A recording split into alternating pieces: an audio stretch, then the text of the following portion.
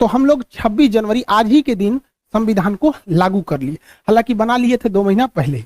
तो हम लोगों ने इसे 2 महीना इसीलिए लेट किए कि हमारा 26 जनवरी यानी स्वाधीनता दिवस बरकरार रहे। इस दिन राजपथ पर परेड होता है, इस दिन ज्यादातर हथियारों को प्रदर्शित किया जाता है, हमारी क्या क्या डिफेंस में है, क्या क्या नए नए आविष्कार हैं, एक तरह का शक्ति प्रदर्शन कर लीजिए।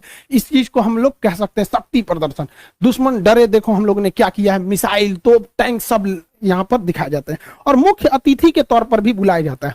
राष्ट्रपति तो झंडा फहराते ही है, प्रधानमंत्री भी रहते हैं, तीनों सेनाओं के अध्यक्ष भी रहते हैं, और मुख्य अतिथि को भी बुलाया जाता है। ये शुरू से ही परंपरा रही है। चाहे कलाम साहब हमारे राष्ट्रपति रहे हों, चाहे प्रणब मुखर्जी जी रहे हों, या रामनाथ कोविंद साहब रहे हों, हमेशा कोई ना कोई मुख्य अतिथि आता है। इससे क्या होता है कि उस देश से हमारा घनिष्ठता को भी दर्शाता है कि हम जो करीबी देश है उसी को ही मुख्य अतिथि बनाते हैं। इस बार जो मुख्य अतिथि बनाया गया है, बुलाया गया है, बहुत ही सोच समझ के, मतलब एशिया को पूरी तरह बैलेंस करने के लिए। एशिया का ये वाला एरिया कहलाता है सेंट्रल एशिया। ये रूस से टूटे हुए हैं सर। इसमें 5 देश आते हैं, Kazakhstan, Kyrgyzstan, Tajikistan, Turkmenistan, Uzbekistan.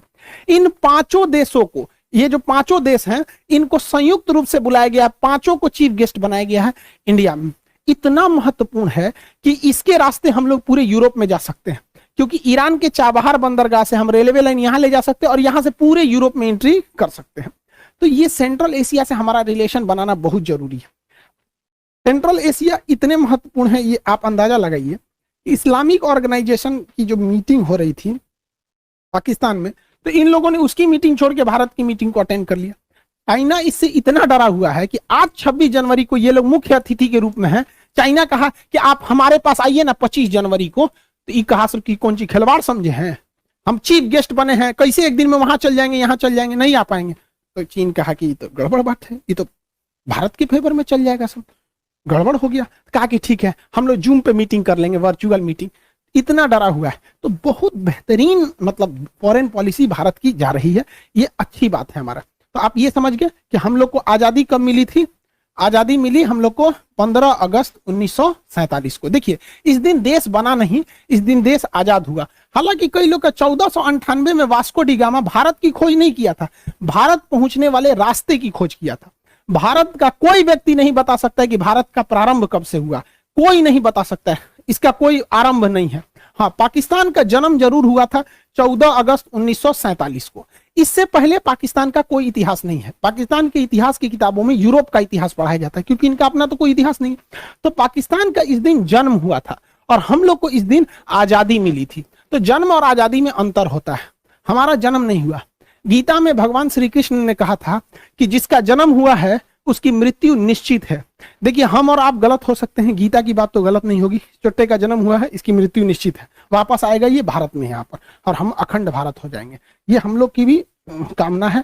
लेकिन एक और बात संदेश की, देखिए 26 जनवरी के दिन किसी भी तरह का प्रोटेस्ट स्वीकार्य नहीं है। आरा के लड़के, जहानाबाद के लड़के, आप जो प्रोटेस्ट कर रहे हैं 26 जनवरी को, इसको आप लोग को नहीं करना है। जयपुर के भी लोगों से हमारी बात हुई, उन लोग को भी हम समझा रहे हैं भाई 26 जनवरी आज राष्ट्र को समर्पित होना चाहिए, आज कहीं भी प्रोटेस्ट नहीं होना चाहिए। और ये प्रोटेस्ट पूरी तरह से लीडरलेस है। आप पटना के डीएम साहब का भी स्टेटमेंट सुनिए, ये स्टूडेंट से मिलने गए थे वहां।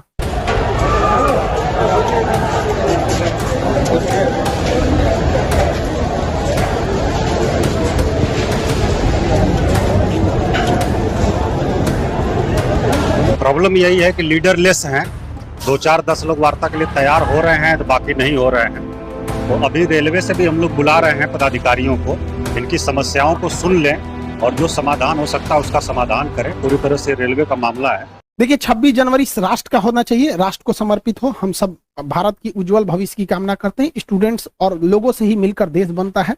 देश को आगे ले जाना सबका काम है। कहीं पे भी हिंसा बर्दाश्त नहीं है। सरकारी संपत्ति को जलाना, तोड़फोड़ करना, ये कहीं से भी एक्सेप्ट नहीं है। पुलिस द्वारा भी घर में घुस कर मारना, स्टूडेंट को लॉज में से घिस के मारना, ये भी गलत है। दोनों ओर से संयम बरते। रेलवे ने भी इस पर अपनी कमेटी बैठा दी है 5 लोगों की, जो इस पे सुनवाई करेगा। अब इस कमेटी में क्या रिपोर्ट आएगी, इसके ये अभी कोई पहले प्रेडिक्ट नहीं कर सकता है। फिलहाल एग्जाम को कुछ समय के लिए पोस्टपोन किया गया है और कमेटी की रिपोर्ट की वेट किया जा रहा है। आप लोग भी वॉच एंड वेट कीजिए और अभी शांतिपूर्ण व्यवस्था को बनाए रखिए। 26 जनवरी को कहीं भी आप प्रोटेस्ट मत कीजिए बाबू। आप कहाँ बेवकूफी करिए, देश को समर्पित कीजिए ना। आपके पास दिन थोड़ी हो गया, आपके पास पूरे का पूरा साल बचा है। आप शांतिपूर्ण ढंग से प्रोटेस्ट कीजिए। कहीं से भी आप लॉ एंड ऑर्डर को नहीं बिगाड़िए, ये आपके लिए सही नहीं रहेगा।